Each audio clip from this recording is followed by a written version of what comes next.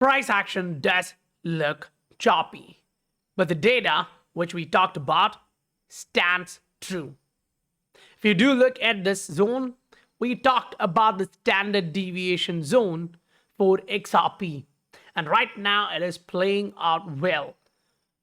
You got to see the idea that sellers did enter at this point, pushing the price down from 0.66 towards where it is now, just below 0.6. So from here, what are you looking at? A direct drop all the way down to 0.3, 0.2, or a micro corrective leg in XRP, which may make a wave one and then go back higher. What do you think the market is showing you? Yes, short term, if you take Bitcoin and then plot what Bitcoin is doing now, you get to clearly see that it is starting a micro trend which is moving to the downside. There is no doubt. We are coming back up to one clear range where it has been a resistance before, which then turned into a support and now acting as a resistance. So there is no doubt on that front. But if you miss the macro understanding of what exactly this microstructure means, you are going to be confused, because you do have this trend line, which is kind of clear on a micro chart. You can put that onto a strong line because that's been there from last month, mid last month. So now we broke that to the downside. We are retesting the exact same thing. And what if we get rejected here at the moving average, at the pattern? That means you have your measured move to the downside.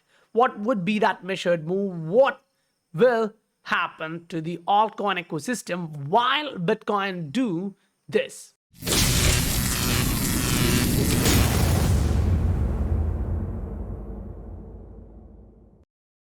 Welcome to the Scientific Investor family, where the normal retail guys get to learn how to become the next top 10% of this world. We went through all of this plus a lot of other different assets, macro, micro, you got everything.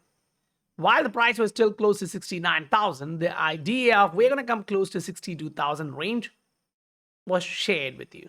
And if you do go look at what Bitcoin just did, what the lowest point was, it was close to 62,000. So this idea, that's kind of valid. We already touched into that zone. Now, what's next? It's not only about this trend line to the upside, but also another trend line at the bottom. That's exactly what we are talking about here. So your measured move in Bitcoin will matter in XRP, will matter in altcoins. So a 8% drop to the downside from this pattern, say you take that and plot it accurately, you get close to $60,000. So your measured move, bringing it back to 60,000, would look very much like this, which is clear. SI family has been on the edge. They got the information at the right time. They got to prepare at the right time. So now here you are watching what can be the next move. So you remove all of this. You just put that onto a daily or a 3-day, whichever you prefer. That's completely fine. But look at scenarios which the market has shown you. It broke below the moving average and bounced back up immediately, but it failed to break that trend. What happens? You drop back down. Yes, it's just one daily candle, but if you do look at this, that was a 10% plus drop. So say we come back up, we close bullish, 65,700, and then a 10% drop comes in picture. That takes you somewhat close to 59, 58 range, 58,900. So say close to 59 itself.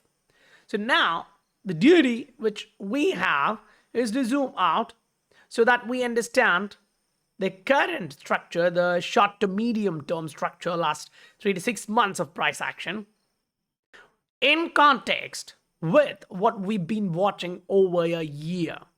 So the entire trend here should be monitored well enough so that now you know this has been the trend line.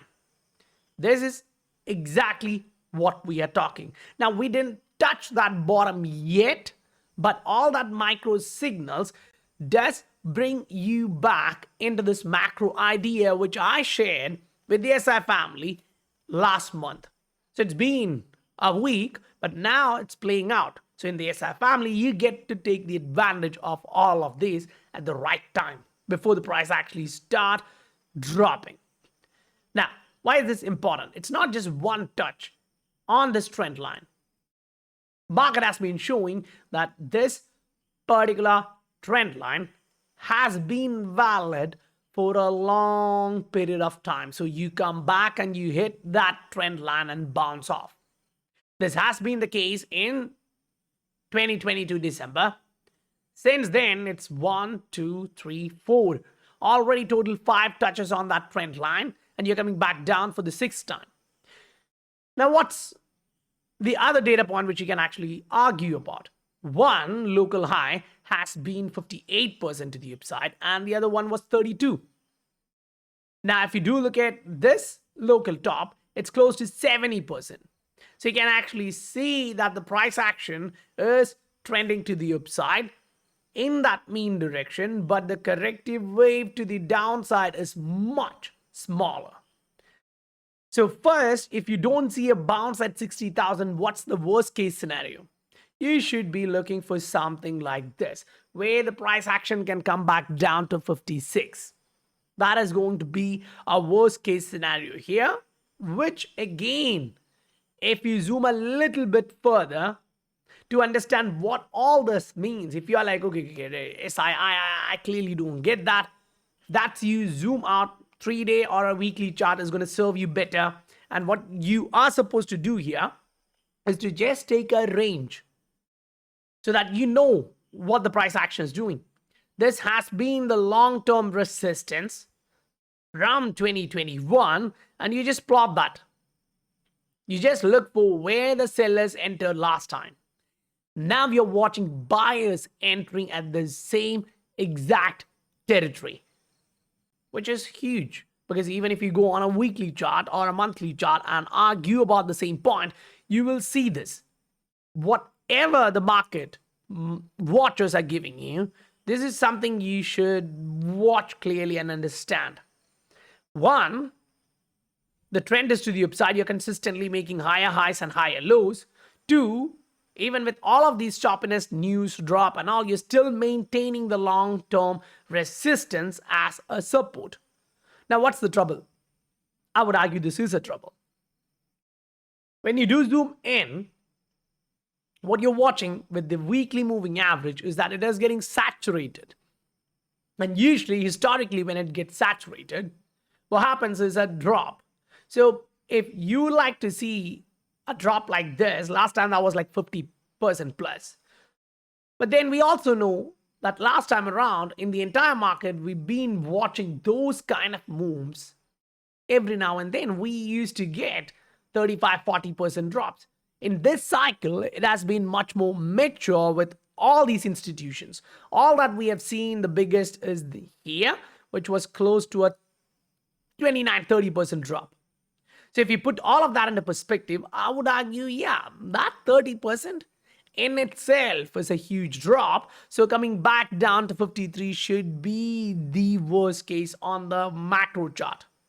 Even if you zoom in, it's 56. So you get a zone at the bottom, which argues this can be a spring. Now take that equation into the entire altcoin market. You can look at Ether, you can look at XRP. It clearly will match with your ideology here. Now we're looking at this trend line.